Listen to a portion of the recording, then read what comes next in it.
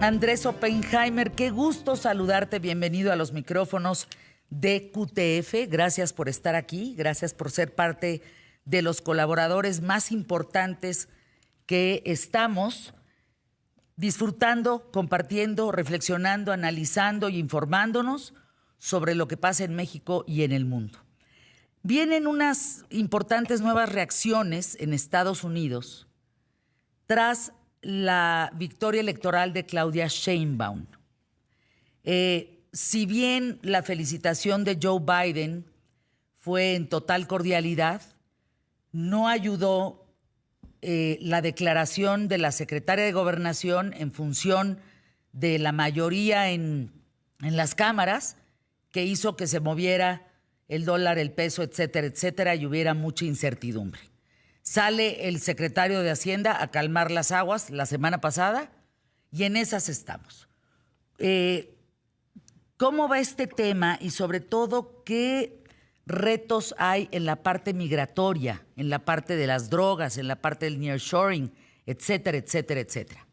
¿Me escuchas? Ahora, Perfecto. Fernanda, ¿me escucha? Sí, sí te escucho muy bien. Ahora te escucho. Ahora te escucho. Fernanda, ¿cómo se está viendo el resultado electoral? Ya pasaron varios días, ya pasó una semana. ¿Cómo se está viendo todo esto en Estados Unidos? Yo te diría que se está viendo con mucha extrañeza, sobre todo después de los resultados electorales ayer en Europa, donde, como sabes, arrasó la ultraderecha, o no arrasó, pero ganó muchísimo terreno, fue el titular de todas partes, el triunfo de la ultraderecha en los países europeos, en las elecciones para la Eurocámara de ayer, y en varios otros países, en Sudáfrica, en las recientes elecciones. En varios países está ganando, en Argentina antes, la derecha, pero en México ganó la izquierda. Y eso es el titular en todos los grandes periódicos de todas las tendencias en Estados Unidos. El New York Times tituló anteayer: ganó la izquierda en México, los mercados están preocupados. El Wall Street Journal, del signo opuesto a la derecha del espectro político, tituló: México le da poder a la izquierda, etcétera, etcétera, etcétera. O sea, mucha extrañeza por este resultado en México, que va en contra de la tendencia en muchos otros países. Y al mismo tiempo te diría preocupación, como lo mostraron los mercados la semana pasada, por el margen de la victoria y los temores, justificados o no, de que pueda resultar en un poder sin contrapesos que le permita al próximo gobierno tomar decisiones radicales en materia política y económica. Y también con un poquito de esperanza, por eso te diría que es una combinación de mucha extrañeza, bastante preocupación y algo de esperanza, porque la presidenta electa es una científica, una tecnócrata, y se la ve como una persona más pragmática. Simplemente no es que se sepa más de ella, sobre ella, en México, pero, por ejemplo, han salido varios artículos sobre sus años en California, en Berkeley, y la citan como una científica seria, eh, o sea, muy eh, tecnócrata, esa sería la palabra. En esos años, estamos hablando de 30 años atrás. Pero eso hace que algunos analistas y operadores bursátiles tengan una pequeña dosis de esperanza. Pero uno de los comentarios que más me llamó la atención, Fernanda, fue el de esta mañana de Ian Bremmer. Ian Bremmer es uno de los analistas geopolíticos más conocidos en Estados Unidos, es el presidente del grupo Eurasia y frecuente comentarista en CNN, en el New York Times, en la revista Time, en varios medios importantes. Y él, perdón, perdona, Fernanda, el análisis de él es que Uh-huh.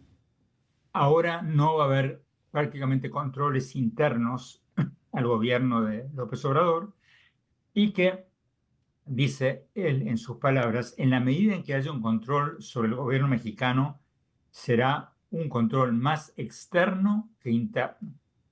Y dice, será la presión política y económica de Estados Unidos la que determine la suerte de México, así como la de los inversionistas. Eh, y me pareció un poco irónico, ¿no? O sea, por un lado los titulares que dicen ganó la izquierda en México, por otro lado el análisis de que México depende más y va a depender más aún de Estados Unidos que antes. Y yo creo que hay algo de cierto en eso, Fernanda, porque irónicamente Estados Unidos, que era el socio comercial preferido de los gobiernos neoliberales que tanto critica el presidente saliente, en realidad, si tú miras las cifras económicas, fue la tabla de salvación de la cuarta transformación.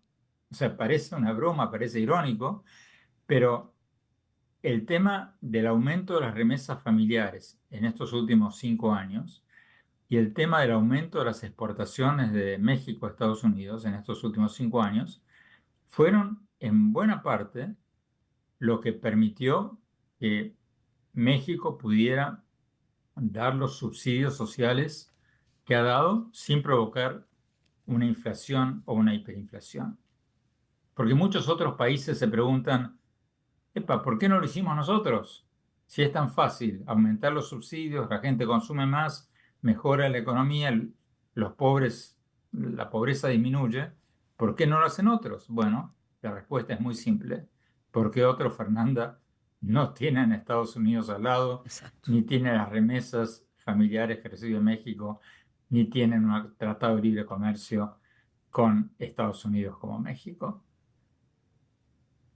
Fíjate Así que que, me recordaste, perdón Andrés, aquel momento en donde Andrés Manuel López Obrador se le sulfuró a Donald Trump y Donald, pero de una sentada el trompudo, ¿eh? Le dijo, no, no, no, no, no. Aquí el que manda soy yo. Tú no atiendes, te subo el 300% de los aranceles en México y a ver cómo le haces. bueno, Y y se ese, pausó. Fernanda, ese es el gran peligro que ocurra de nuevo si gana Donald Trump. Mira estas cifras. Durante el sexenio de López Obrador, las remesas familiares de los paisanos mexicanos en Estados Unidos se dispararon de 34 mil millones de dólares en 2018 a 60 mil millones de dólares el año pasado. O sea, casi se duplicaron. Y ese es dinero en efectivo que va directo al bolsillo de la gente.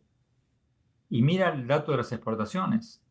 Las exportaciones de México a Estados Unidos se dispararon a una cifra récord de 476 mil millones de dólares el año pasado, haciendo, como tú sabes, que México superara a China por primera vez en muchos años como el primer socio comercial de Estados Unidos. O sea que, bueno, obviamente no es el único factor, pero uno de los grandes motivos del triunfo electoral de Estados Unidos fue la economía de Estados Unidos y el Tratado de Libre Comercio, por cierto, al que tanto se habían opuesto López Obrador como Claudia Sheinbaum en sus años más jóvenes. Hoy fue la tabla de salvación.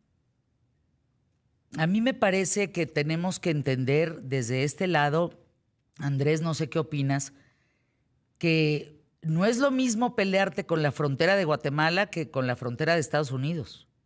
No es lo mismo. Bueno, o Lo que sea, significa México Estados Unidos para nosotros es importante y nosotros para ellos.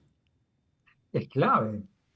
Eso no significa que tenga que haber sumisión, ni colonialismo, ni nada que eso.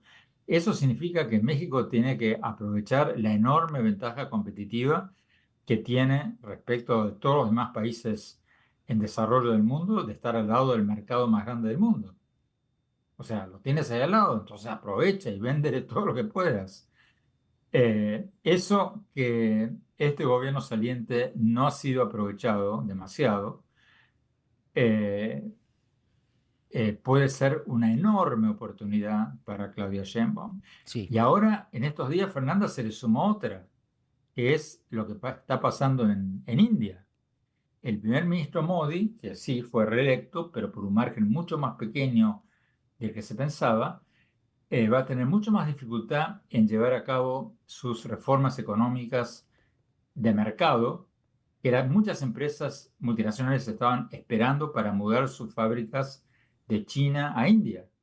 Ahora, más que nunca, México tiene una oportunidad aún mayor para decirles a estas empresas, vengan a México, los estamos esperando aquí. Me parece un tema muy importante, mi querido Andrés. Ya viste lo que pasó en Europa el fin de semana, ayer domingo, en donde las derechas están a todo lo que dan, a todo lo que dan, marcando pauta y tirando regímenes de izquierda importantes. Te mando un abrazo, mi querido Andrés. Gracias por estar aquí en los micrófonos de ¿Qué tal, Fernanda? Próximo lunes, ¿te parece? Gracias, Fernanda. Buena semana. Hasta siempre, como dices, mi querido Andrés.